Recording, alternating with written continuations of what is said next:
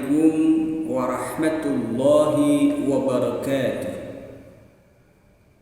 Alhamdulillahi rabbil alamin, wassalatu wassalamu ala asyrafil anbiya'i wal mursalin, sayyidina Muhammadin wa ala alihi wa sahbihi ajma'in.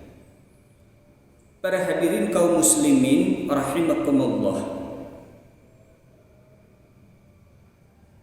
dalam kesempatan pagi ini, yuk kita bersama-sama mengkaji tentang tauhid. Berbicara tentang tauhid berarti kita berbicara tentang hati kita. Dan adapun materi tauhid yang akan kita kaji pagi ini, yaitu berkaitan dengan sifat-sifat Allah Subhanahu wa Ta'ala, berkaitan dengan kewajiban kita sebagai umat Islam dalam rangka harus mengenal Allah Subhanahu wa Ta'ala. Dalam peribahasa Sunda, dalam peribahasa disebutkan tak kenal maka tak sayang. Jadi kalau kita tidak mengenal Allah, saya rasa tidak akan menyayangi Allah dan tidak akan beriman kepada Allah Subhanahu wa Ta'ala. Jadi kita harus mengetahui bagaimana cara kita mengenal Allah. Apakah sama ketika kita mengenal Allah dengan cara kita mengenal sesama makhluk Allah? Tentu berbeda. Ketika kita akan mengenal sesama makhluk Allah, maka kita akan ada kemungkinan bisa bertatap muka, bisa bertemu, bisa ngobrol, bisa saling tanya, saling sapa. Bertanya nama, bertanya pekerjaan, bertanya keluarga, dan lain sebagainya. Tetapi ketika kita akan mengenal Allah, maka ada salah satu cara untuk mengenal Allah, yaitu dengan mempelajari sifat-sifat Allah Subhanahu wa Ta'ala, baik yang ada di dalam Asmaul Husna, nama-nama Allah, ataupun yang ada di dalam kajian Aqaidul Iman. Para hadirin kaum muslimin rahimakumullah, dalam kajian Aqaid Iman itu ada 50 totalnya. 41 sifat Allah, 9 sifat Rasulullah.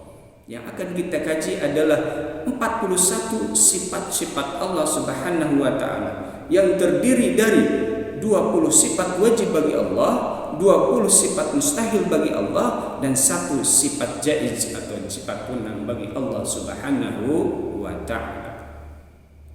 Sifat 20 bagi Allah terkumpul dalam satu nadom. Biasa nadomnya suka disampaikan oleh anak-anak santri di majelis taklim. Wujud kidambang ka muhalafatu lil hawadisi, qiyamuhu binafsihi wahdaniyat qudrat iradat,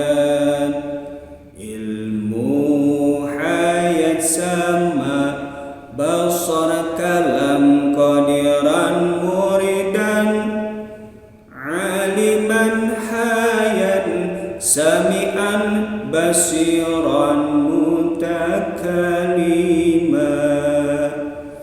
Ya, itulah sifat-sifat wajib bagi Allah. Hadirin kaum muslimin rahimakumullah,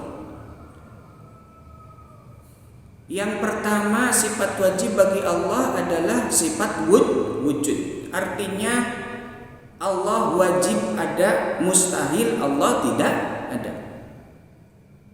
Allah wajib ada, mustahil tidak ada. Apa yang menjadi dalil bahwa Allah itu ada?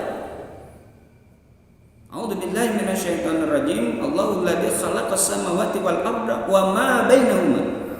Allah yang menciptakan 7 lapis langit dan 7 lapis bumi, dan apa-apa yang ada di bumi dan di langit. Yang ada di langit dan di bumi. Bainahum.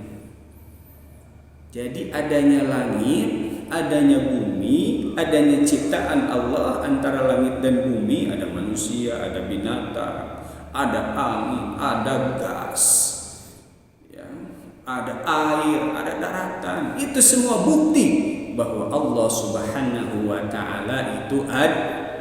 Karena Allah Subhanahu wa Ta'ala itu ada, maka adalah ada kita yang diciptakan oleh Allah Allah, kita sebagai hambanya punya kewajiban beriman kepada Allah Subhanahu wa Ta'ala, beribadah hanya kepada Allah Subhanahu wa Ta'ala, memohon pertolongan kepada Allah Subhanahu wa Ta'ala. Pada hakikatnya, kalau syariat banyak mohon pertolongan ke sesama manusia, ke tetangga, ke saudara, ke orang tua, itu kan syariat. Hakikatnya hanya kepada Allah Subhanahu wa Ta'ala. Ketika kita salah jalan, maka akan timbul problem. Kita memohon seharusnya kepada Allah, tetapi ternyata kita mohonnya kepada selain Allah, karena batu, karena keris, karena batu alit. Beribadah mestinya kita kepada Allah Subhanahu wa Ta'ala, tetapi kita tidak beribadah kepada Allah, bahkan kita malah beribadah kepada selain Allah. Maka ketika kita sudah melakukan hal-hal yang seperti itu, menyimpang dari aturan, maka kita termasuk orang-orang yang musyrik, yang syirik. Naudzubillah summa naudzubillah. Jangan sampai kita termasuk kepada kelompok-kelompok syirik. Syirik hari ini lebih banyak modelnya dibanding syirik zaman dulu. Animisme, dinamisme sekarang itu banyak sekali modelnya. Kalau dulu kan kita percaya ke batu gitu ya, ada batu besar di belakang rumah, di sini ada mbahnya gitu kan, seperti itu ya. Ada batu ali gitu ya, di bawah ada pengisinya sampai meyakini ya. Kalau sekarang mungkin lebih banyak lagi ya, media-media elektronik, hasil ilmu pengetahuan dan teknologi berupa ya barang-barang elektronik ya. Itu mungkin bisa menjadi sesuatu hal yang bisa mengakibatkan kita terjerumus kepada jurang musyrik. Naudzubillah summa naudzubillah. Para pendengar yang saya hormati, mudah-mudahan Allah muliakan. Demikianlah untuk pertemuan kita hari ini, mudah-mudahan ada manfaatnya. Assalamualaikum warahmatullahi wabarakatuh.